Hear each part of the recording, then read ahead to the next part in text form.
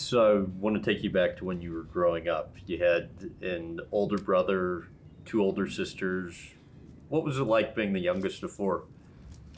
Yeah, it was. You kind of, I suppose, raise yourself in a sense. My mother worked from a young age, and my dad also was working. So I think largely my brothers and sisters brought me up, and I ran amok because I had a lot of lack of control over what my ongoings were.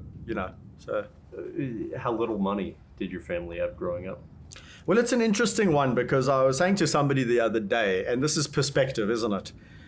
I grew up in a poor household, and he said to me, "Did you have a car in your family?" And I went, "Yeah, we did have a car."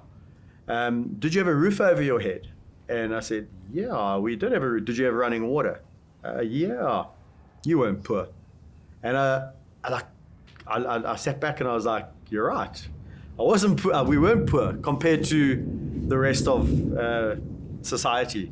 So I've refreshed that view. I was privileged in that sense, in that I actually grew up with all those amenities, but we didn't have disposable income. I mean, it wasn't like we could just go on overseas holidays or holidays. In fact, as a family, we only went on one holiday together as a family. As you've gotten older, how do you think that impacted you in terms of money and savings? Yeah, look, when you don't have, you kind of are, I think, in many respects, I suppose you can go two ways. The way I went was being more cautious.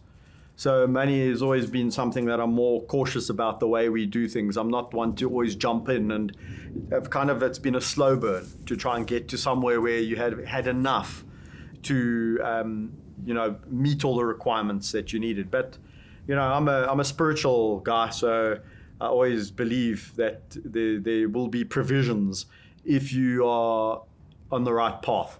And I think when you kind of go down roads that are not right, the means and mechanisms dry up. And so that's always been my guiding factor. But I try to be responsible in that sense of how we manage what we do with the limited resources at the sanctuary. And And do you think upbringing had something to do with it? Well, definitely. I mean, I think we are a product in many respects of our upbringing.